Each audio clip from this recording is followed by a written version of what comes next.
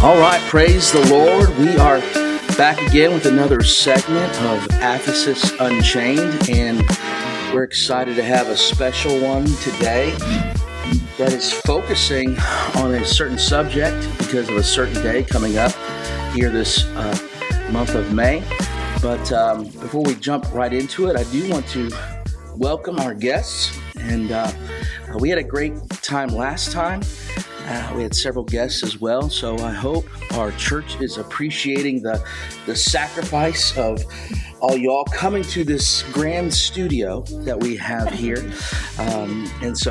But I do want to say thank you all for being a part, because today's segment is all about motherhood.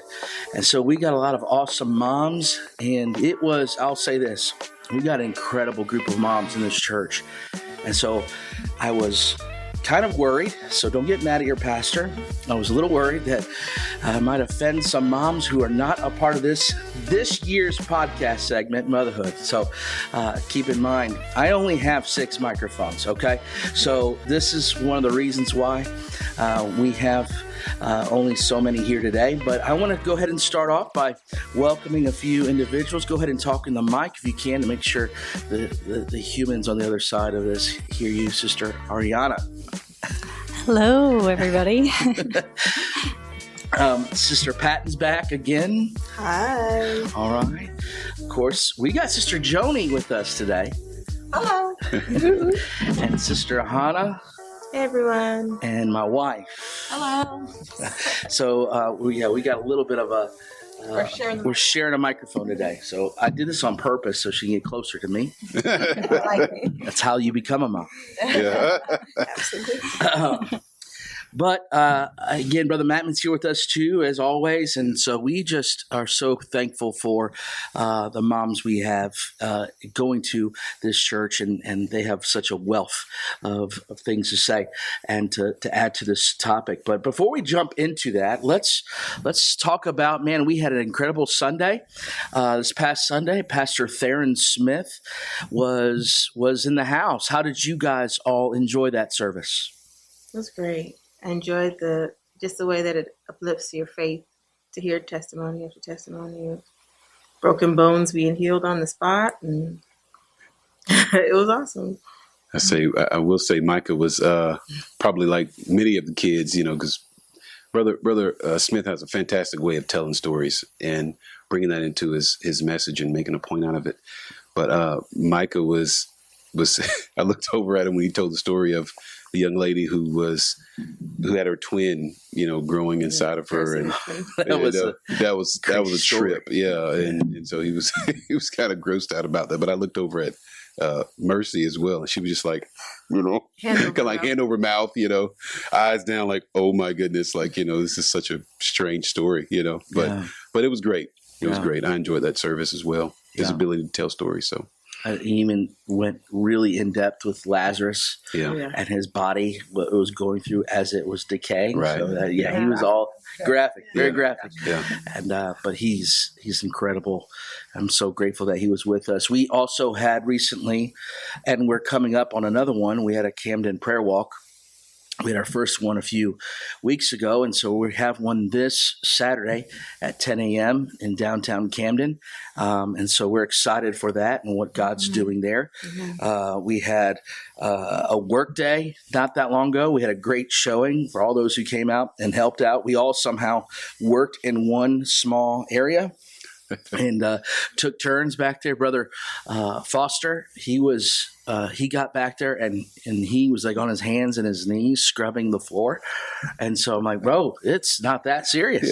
But he that's who he is. And so, but we have a lot of great things happening. We have this month, just to shout out some upcoming events. We have Pentecost Sunday right around the corner. That is going to be on the 19th. We have Luther Sanchez. He is going to be coming and preaching and ministering in that special service, and we can't wait to have him again. We're a big fan of Brother Luther. And so, but what other event we have in May is Mother's Day. And so Mother's Day is really going to be the focal point of what this segment is all about, motherhood. And again, I wanted to ask these moms, these wonderful moms, some questions. And I just, want to start off with, what does motherhood mean to you all, especially before you had children and now that you have children? What has that definition changed to you all? I'm going to just push this microphone over to my wife and let her start. All right. Motherhood to me, like if I were to tell you what it meant before I had kids, just looking at my mom and how she raised us, it was sacrifice, hard work, no real personal time for yourself. So I think that as a kid, I truly recognized the hard work that my mom did for us. And I was very grateful that I was a kid. And so I do have some friends I feel that were more excited about the future, like, oh, I can't wait to be a mom. That wasn't me. I recognized the hard work, and I was very thankful for this season of no responsibility. Mm-hmm. That's love that. What about you, Sister Ariana? She's echoing what she said, sacrifices and being my kid's safe place, putting someone else's needs above my own, and wearing all the hats. My mom was a single mom, so she did wear all the hats. And I'm thankful that I have a husband that can help me seeing the sacrifices that my mom made. It was a lot. Yeah. And, but I mean, I do wear a lot of hats, but I'm thankful I don't have to do it alone. Just looking at my childhood and everything. And I'm thankful for my mom and all the sacrifices that she made for us. That's good. What about Sister Pat? Well, I never really thought about what it would be like to be a mom. I knew I wanted to be a mom, but I never sat down and just like, this was my dream of what it was going to be like to be a mom. But then when I started having kids, sometimes I would ask myself and say, you really somebody's mama? And then other times I would consider and ponder that these aren't my kids. These are God's kids. And he gave them to me. And I have a responsibility to raise them the way he wanted them to be raised. And so while it was an honor, or it is an honor, it just seemed like it's such a responsibility as well. So I wasn't one of those people who was prepared for motherhood. I just went into it and take the punches as they come. Yeah. That's good. All right, Joni, come on. Okay, again, I didn't study for this. So for me, before I became a mom, I was the best mom ever. Like my kids were always clean. They were well behaved. Like all of this stuff I had in line, like how it was going to happen and how it was going to work. And then it all like exploded the day I became a mom. And it was like, wait a minute. What were you doing? Reality. What were you thinking about it? So unlike Sister Lizzie, like I didn't see the work and the hard work that my mom put in. I was just busy living life and looking at what I didn't have. So for me now, looking back, I was pretty ungrateful for the sacrifices that my mom made. And recently, I would say within the last 2 years, I apologized about my behavior. So at 11, I didn't understand what it took to be a mom. Now, with 6 kids, I understand that it's not negligence or malicious intent. It's she was one person and I'm one person. So that's something that I'm working on, is forgiving myself and giving myself the same grace that I give to the kids. And that's probably the biggest lesson that I have for motherhood. That's good. It's good. Wow. Well, beforehand, like looking at my mom, she's always like the life of the party. Yeah. She's always fun. She makes everything look Way effortless. cooler than you. Yeah. So much cooler, right? Yeah. Gosh. She's always so fun, and she makes things look so easy, even though she is a deep thinker. Yeah. And so I didn't consider all of the work that goes into making like a person go from not being able to use a spoon to like autonomous adults contributing to their Electrical engineering. community. Yeah. So I thought that as a mother, I was just going to have so much fun. And we were just like, Matmon and I had already talked about it. I'm not working when our kids are small because I can't do more than one thing at a time really, really well. And I wanted to be really, really good at being, like you, Ariana said, being their safe place. Yeah. And so I want them to learn all the hands-on Montessori type style of everything. And when Micah was born, he had jaundice, so he was in the hospital a little bit longer. Yeah, man. But I remember them giving us our discharge papers, and I was like, "That's it? Like, you're just gonna let me take the baby? Like, you're being negligent. I'm not ready for this." Yeah. So true. But I guess now what motherhood means to me is really seeing the future for them, like seeing who they are now and what that means, like the path that they can take to lead them into adulthood. What's going to be your strengths? What are your weaknesses? How do I help foster the interests that you have? And make sure you don't like become an adult and lose a limb or something. Like, I'm just trying to get you there with all your faculties. I want to ask a question to the group, and really, it's in the vein of, because I know you grew up in a single parent household. Yeah. Ariana, you mentioned you grew up in a single parent household. I'm not sure about you guys, but I want to ask the question: in what areas do you all feel that, and maybe anybody can answer this question because it's not just relegated to single parent households, but when you mention it, I thought about it. In what areas do you feel like you might overcompensate as a mom, to try to make up for those areas where you feel you saw your mom struggle, being, say, a single mom, or if you had a dad who traveled often, and she was a single mom for a season, single parent for a season. What areas do you feel like you might overcompensate as a mom? Well, I see that I was such a compliant child, and we had so much fun because my mom could trust me. And so I tell the boys all the time, like, dude, listen to me. Do exactly, like, I'm not asking you to do everything I say, but there's certain things you got to do a certain way. And we can do anything. Like, we can do anything you want to do. But when you're going to act crazy and I can't trust that you're going to act right out in public, I'm just going to keep us at home. Yeah. And so it's almost like I'm trying to be in control in order to make sure we can all have a good time. Because they are not considering how anybody else feels. They're just doing whatever they want to do. Big kids. Yeah. Right? Right. Yeah. Kids are selfish. They're children. Yeah. Yeah. But anybody else? What areas do you feel like you might, say, overcompensate as a mom to be that safe space for your kids? I don't know that I overcompensate to be a safe space, but I feel like me working and making sure we have enough money to eat and somewhere to live is based on not having it as a child, not having that foundation, not sure where we're going to live. Is it going to be on the beach? Is it going to be in a car? Like, what's going to happen? So I feel like now in my life, it's hard for me to get past that and say, okay, this is enough work for the day, go home. So that's me personally. Yeah. The nuclear family is the goal.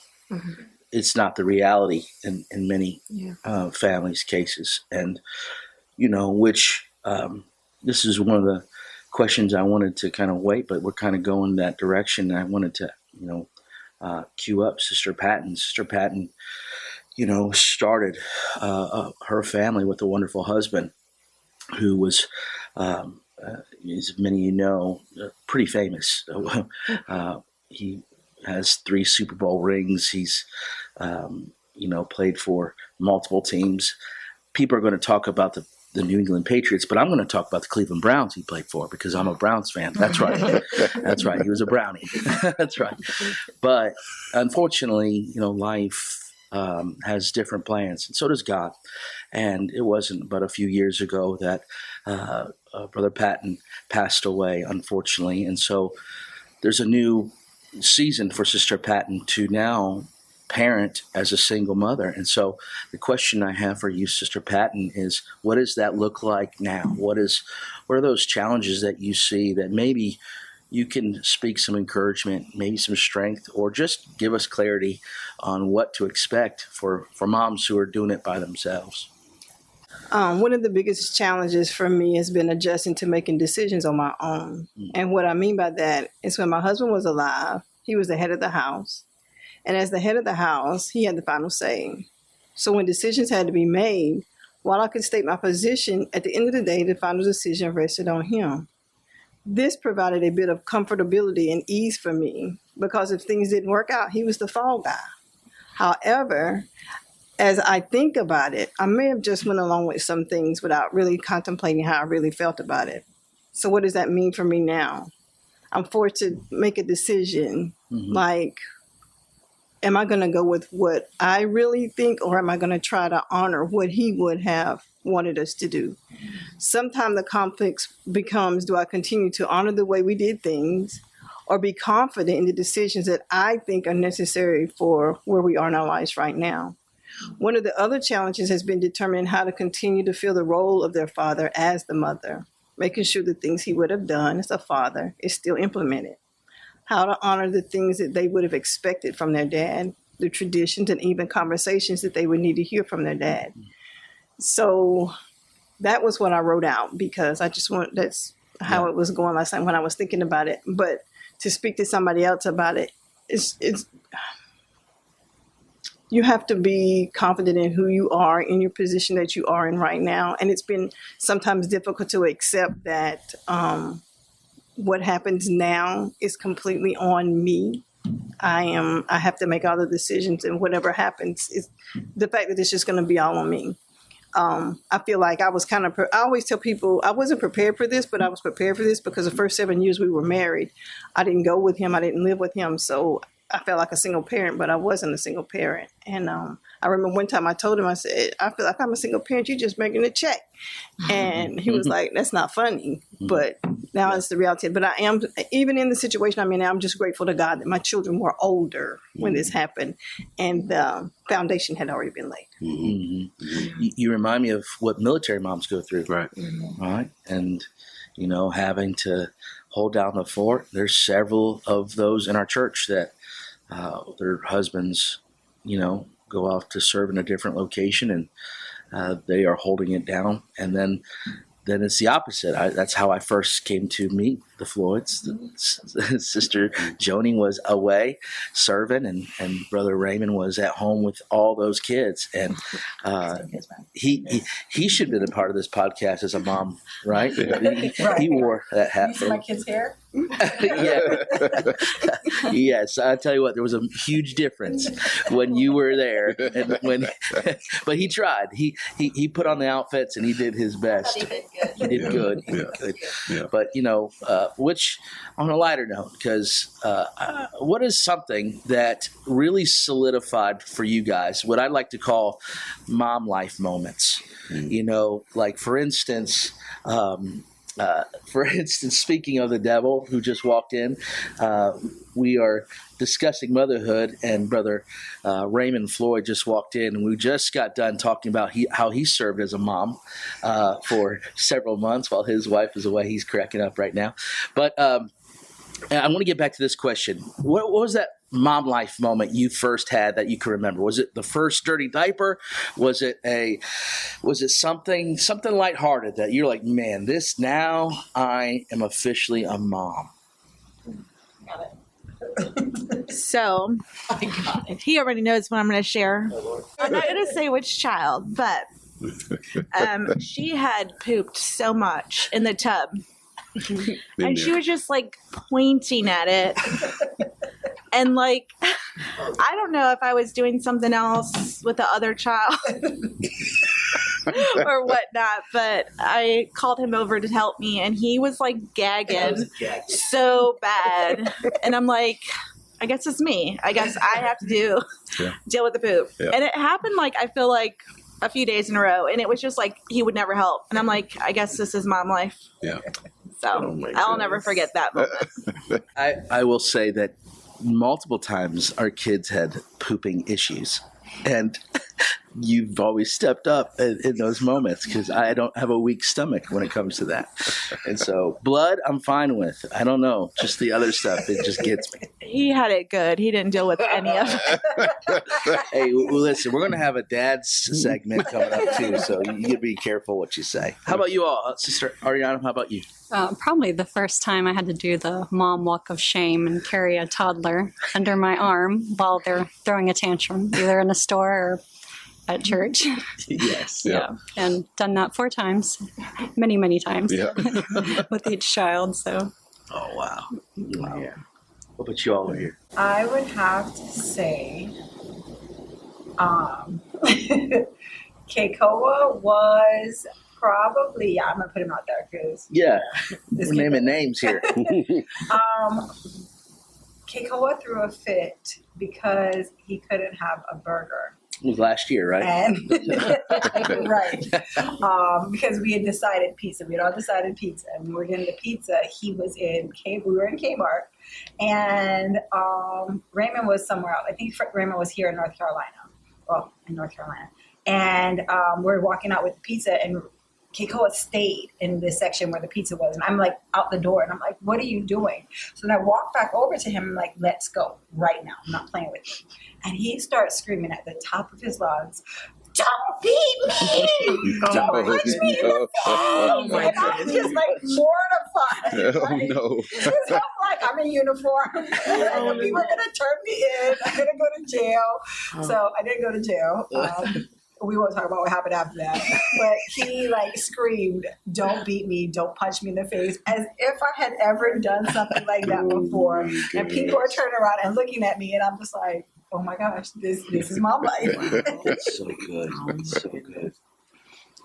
I think for me, it was with my first one. He threw up so much. Like after he ate, he always just threw it all back up. So I just thought that was a part of being a mom, and that's just what all the kids did until I had another kid. I'm like, oh, they're not supposed to.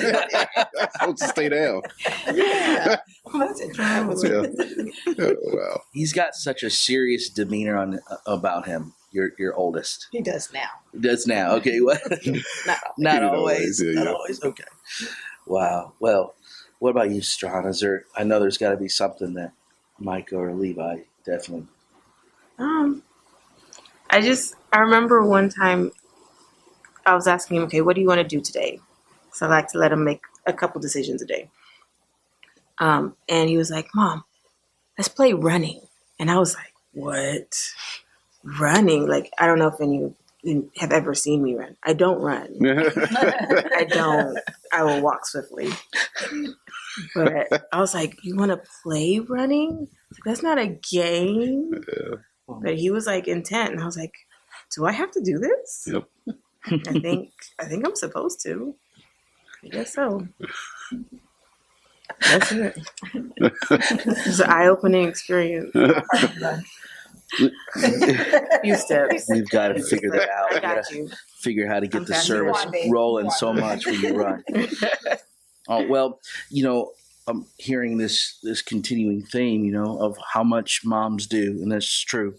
I've seen it in my mom's life as well. But, when I think of the hard work that moms just every single day do, what are some ways that you guys had found ways to rest, ways to recoup, ways to recover? Is there ways to rest? Is there ways to recover?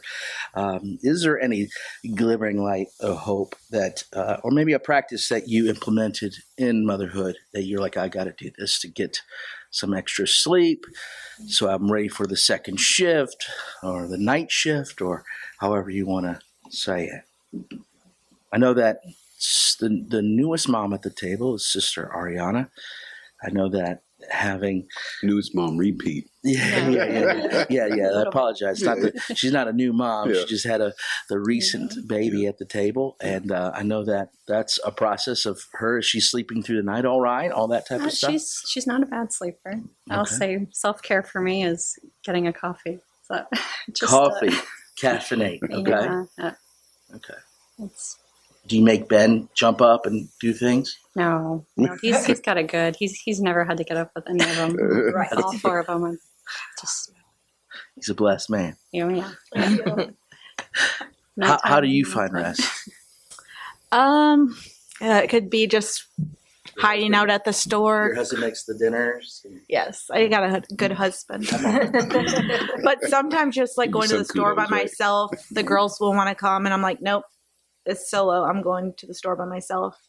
And then I just think just like maybe hiding out in my room, like whether it be getting in my sauna or reading a book, going for a walk.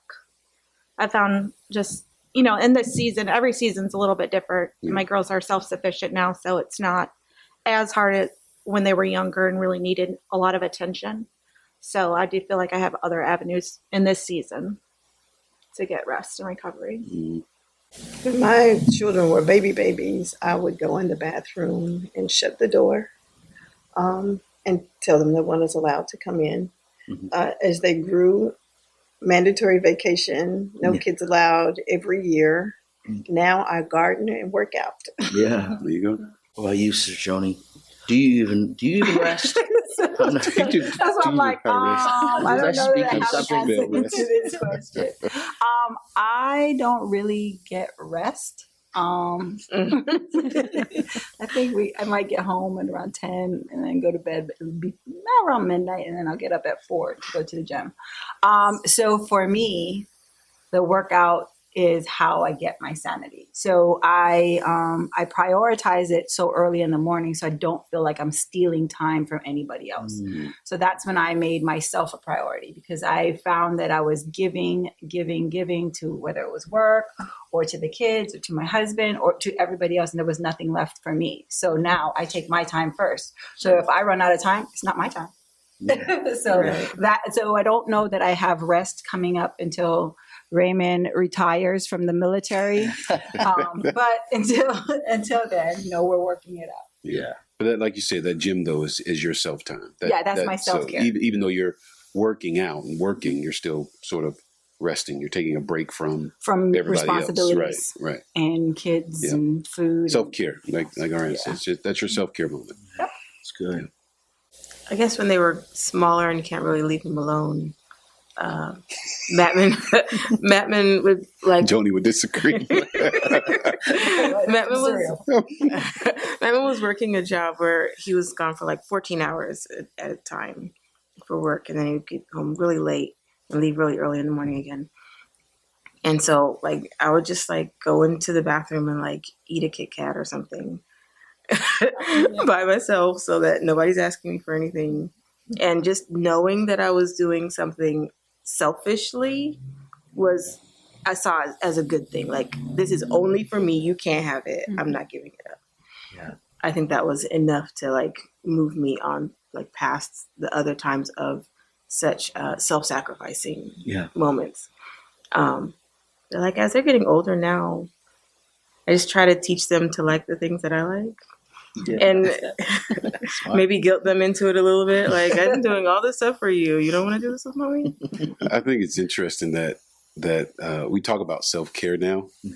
And I don't ever remember this being a conversation like growing up for our parents. Right. Like nobody talked about self-care, and they just did what they needed to do. They took care of it. And I'm curious if anybody at the table ever saw their mom, since we're talking about moms, if they ever saw their mom, do anything for them. Just prime example. Here recently, Hannah's birthday, Micah gave her some money, and he snuck it in her purse. He says, "Daddy, don't tell her don't tell her because I don't want her to go and buy something for me. I want her to keep it, kind of thing." And that's sort of the plight of a lot of moms, just from my experience, that it's in recent history that we talk about self-care, but up to recent history, moms just did what they had to did what they had to do and what they knew to do best. Oftentimes to their own, detriment, not going to school, not finishing programs, because they're going to take care of their kids. And so I'm just curious if you guys have ever had or, can think of a time when you saw your mom resting or doing something for herself. I thought my mom was on a rest day every day. Oh, really? She would go to work, Yeah. and we vacuum the floor, Yeah. we mop, Yeah. clean Yeah. the dishes, we Yeah. wash the clothes, we put the clothes on the line and hung them out, we folded them, we ironed them, and she was just laying on the couch, and I'm like, so I tell my kids that story, and they're like, Mom, you was a slave. No,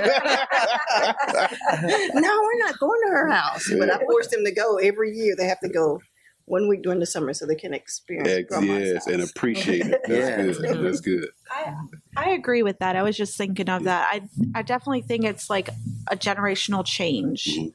because like we always talk about this in our home with our girls. It's like they're just not at the same level that we were as far as, and it's not just our kids, but we see it in this whole generation of kids. But like, you know, I was paper out at 12, same thing, making dinner at 10.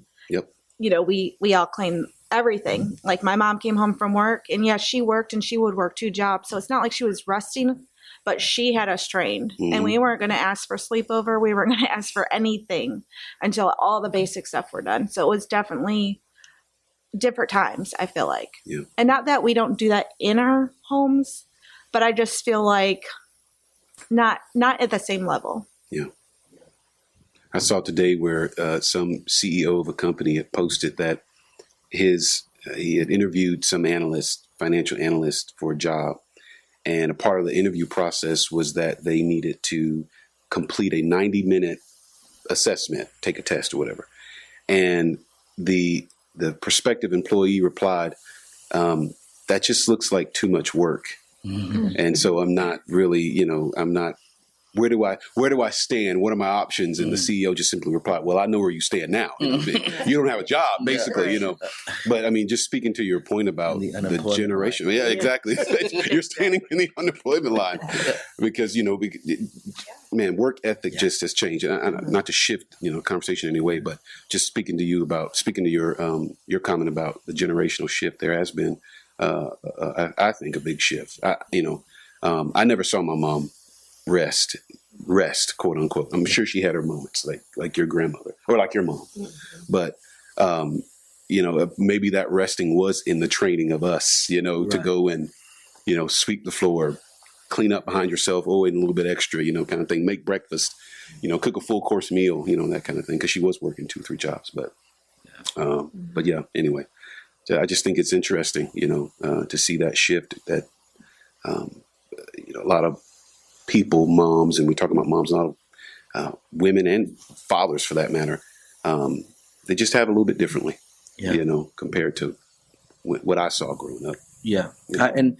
just hearing the story about cleaning. That takes, I hear it from my daughters, when they are huffing and puffing about mopping or sweeping or cleaning. Just the other day, we have some family in town, so their bathroom that they use, just them and, their sisters, they have their kind of side of the house and they share that bathroom. Well, they're now sharing it with 2 other people. And, you got to get in there, get what you need, get done. And they're acting like, they have this kind of like moment where they're like, oh man, I never can get in there long enough to do what I need to do. I'm like, I grew up with one bathroom in my household. Yep. I'm like, it was just life. I said, you guys are, you're spoiled. In this. We thought we had arrived when we got a second bathroom. Still in the project. Still believe in the project. Man, we're like, a second bathroom?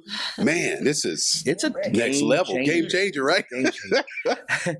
But, what I noticed is that when moms train their kids to do that, the first part's the hard part that we don't talk about, right? It's the discipling part of this is how you turn on the laundry and fold, and this water is for this colors and this water's for that colors, this detergent's for this, and there's that trial and error period where you're like, this used to be white, now it's purple, and you're like, oh Lord, but that takes training and takes handing down, and that's stuff that you learned from your mom, which kind of reminds me of a little bit of an excerpt that I'm reading a book from, we know Sister Nyla Gann. She just written a book recently called 52. And in that book, she talks about little echoes. And I want to kind of just read a little excerpt. She talks about how my grandmother was the first to receive the Holy Ghost in the 1940s, my mother in the 1950s. I was 5 in 1964 when I spoke in tongues for the first time, and my daughter was 5 in 1990 when she experienced the gift of the Holy Ghost during song service. Now she's raising her little ones to love the Lord. She goes on and says, the echoes continue. I've heard it said that prayers never die. If this is so, young mothers, when you pray, remember you're leaving a legacy that will outlive you. And it just brings to the attention even to what Paul writes to Timothy in 2 Timothy 1 and 5. He says, when I call to remembrance that unfeigned faith that is in thee, he says, it dwelt first in thy grandmother Louise and in thy mother Eunice, and now I'm persuaded that it's in thee also. And so there is this continuing training and echoing that you see in Scripture. And so I want to ask you all, what are some things that you guys do that you feel like I need to make sure I echo this into my children? What are some areas that you want to make sure that are a priority to you that they know how to do or they know what to prioritize? I think it's a little bit difficult for me to answer this obviously we're pastoring the church, so they're going to see us serving, but I would still say that serving, like I witnessed my dad was an usher. My mom played the violin at church. She was a Sunday school teacher. They were not in ministry, but they served. And I feel like they served with their whole heart. And we would always have people at the house, just fellowshipping, connecting with people. So I think one of my biggest memories was, like I said, my parents have both worked 2 jobs at times. But like just making a priority for us to be able to go to camp. I remember at times where they're like, I don't know if we could afford to go to camp this summer, but they always made it happen. And it was never like, maybe you'll go. It's like, we're going to make it happen. And just like, I think for me, it would just be with our kids, just making sure that they know, like what I want for their life, if I'm no longer here, would be for them to put God as their priority above all, above careers, above everything, making God number one. It's good. Anyone else have something that they highlight as something that you want to see your children follow after? I think some of the things that, as I was, contemplating the question, I thought about some of the things that I had done as a kid that I would want to carry over with my kids. And for the most part, I came away with things that I wanted to create new. It would have to start with me based on the way I was raised. And number one was that my family, we must go to church together. We would pray together. We would read the Bible together because I didn't grow up in that. My mom didn't go to church with us. So I want to make sure they do that. So even now, I still have Bible study with my kids. We get on Zoom call every week. That's and awesome. we're gonna get through this. And non-spiritual, I would say to make sure they know that they're loved. Mhm. Like my parents weren't very affectionate parents. So I hug my kids a lot. I tell them I love you a lot. I kiss them a lot. And I know they're like, why is she doing that so much? And it's because I didn't receive it as a kid. So I want them to make sure that they understand that kids need that. Yeah. So I want them to continue all this stuff on with their kids. They really do. It's Joni. Okay, I would say for me, this my family wasn't in the church either, is prayer. I want my kids to prioritize praying when you're happy, when you're sad, when you're lonely, when you're lost. I want them to go to God because they will go to the world so quickly. Mm-hmm. So I praise when we're in a hard time. I praise when we're in a good time. I just tell them that God is always working in our favor. That's awesome. Like, even if you don't see it, everything is being built for you to be successful, and God only wants good for you. So just understanding that, and when they can't come to me or they can't go to their dad, that they do have a safe harbor in the church. I know that Rayshawn at one time came to the church when it wasn't church to pray because he wasn't sure what else to do. And so for that, I know and understand now in my life that needs to be a priority. So I know one day when I came to pray with Harrison, Journey also came. And Journey had her hand on Ani, and we were all praying together. Of course, I couldn't see it, but then I saw the picture after the fact. I see that being passed down for another generation, and it just makes my heart so full that it's like hard to describe. Yes. Like how exciting it is for my grandchild to be at the altar and to be praying. She might not understand it conceptually like we do, Sure, yeah. but she sees the example. So it's one thing that I tell you, and it's another thing when you see it. Yeah. That's the thing that I want to echo for us. That's awesome. Well, I don't have really a spiritual thing. Look, the spiritual, I feel like, is kind of the obvious. Like, I want them to love God Sure. the way I love God and understand why we do what we do. And it's because He's done so much. Like, there's not really an option. Like, what's the alternative? Hell? Yeah. But my mom was quick to just jump in the car and go on a road trip. And I loved that.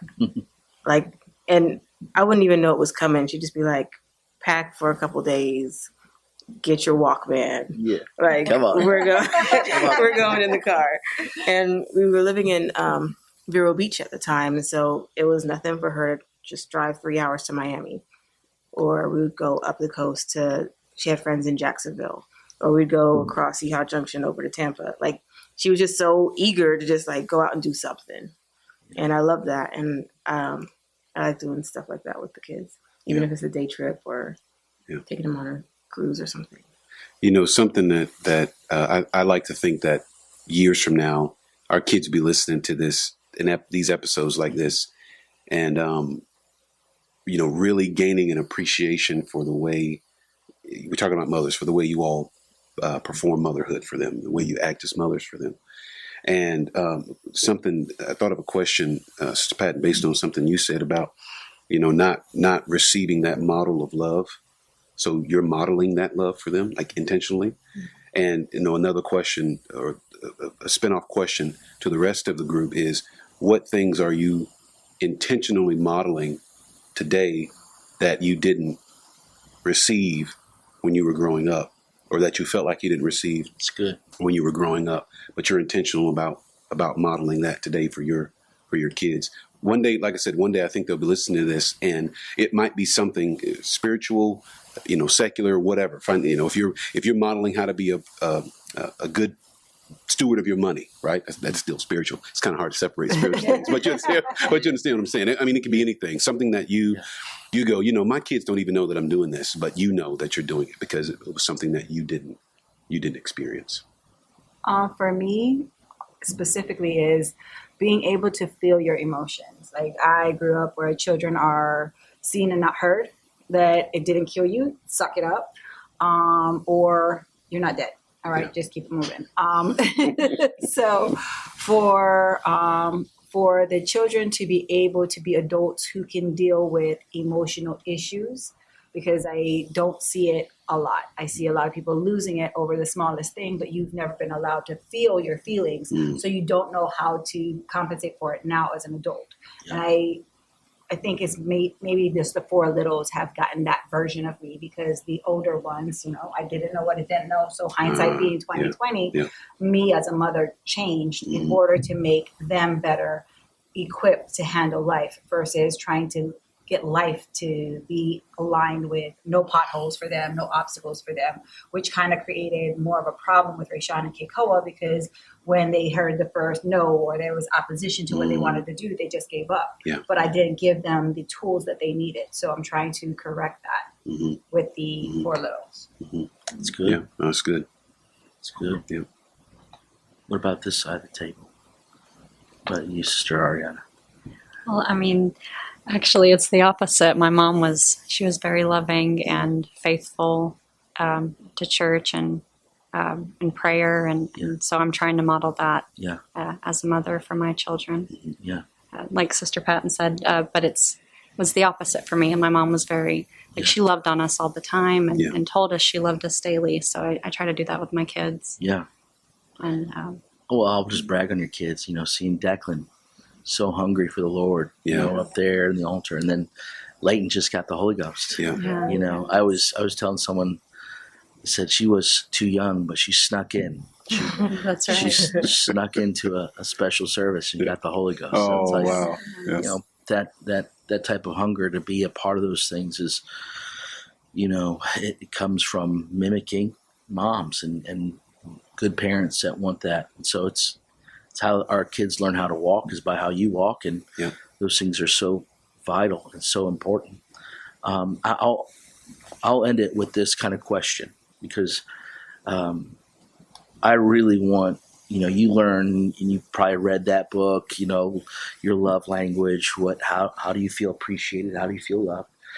What are your ways, and maybe echo some of those things that you need to get from your kids and your husbands and your peoples around you, to let you know that you're doing it, and that, because I want to make sure that I want my wife to know that she's doing a great job, an incredible job, and I want her to know that I appreciate her so much for what she does.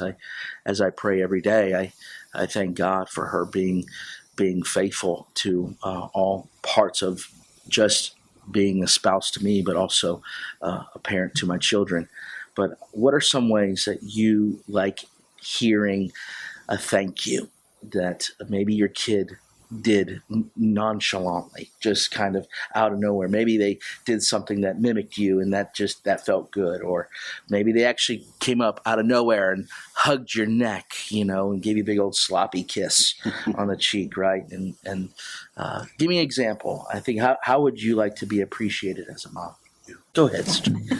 So last week I came home from work. It was maybe 10:30, 11 o'clock, and there was a plate on my table, on my bed.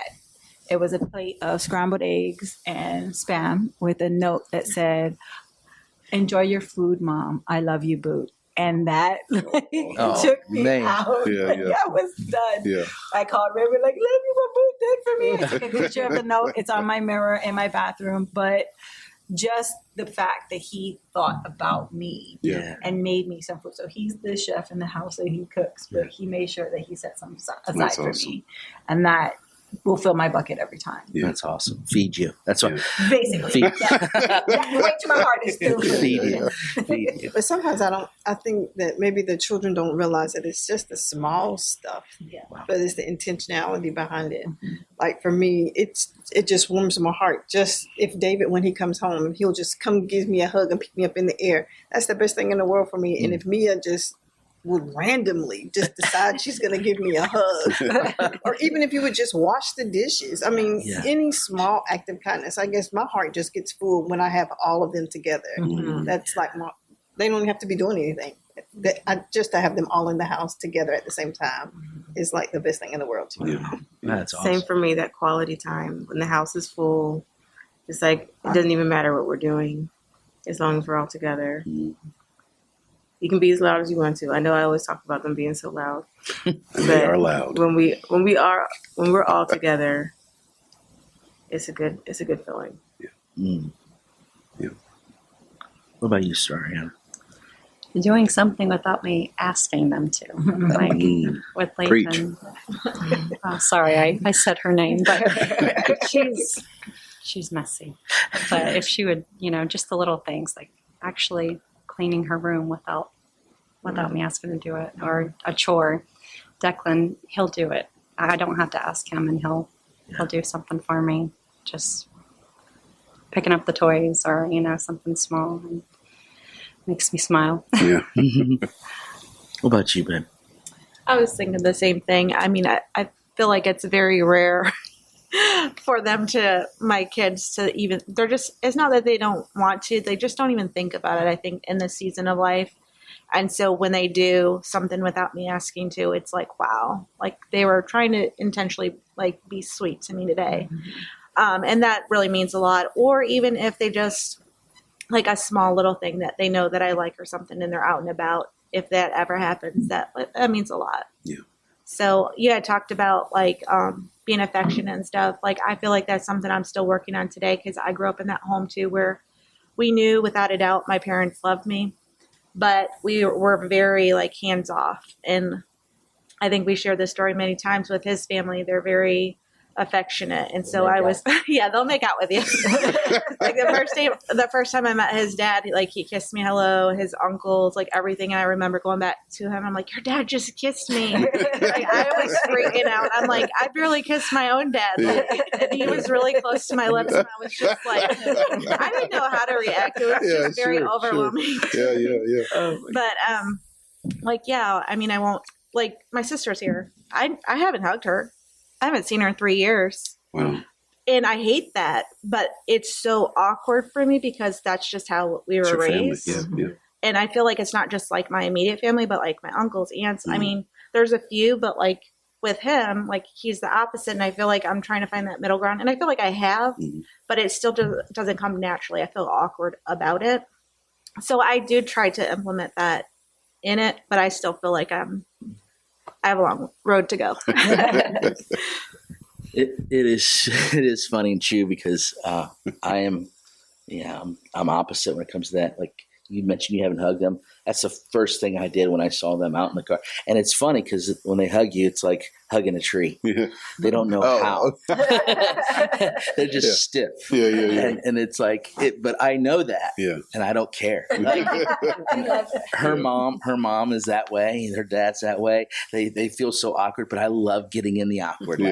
Come here. I just thrust myself on it. And so we want to do what we can for our moms. I know for my mom, I love and appreciate her, and she's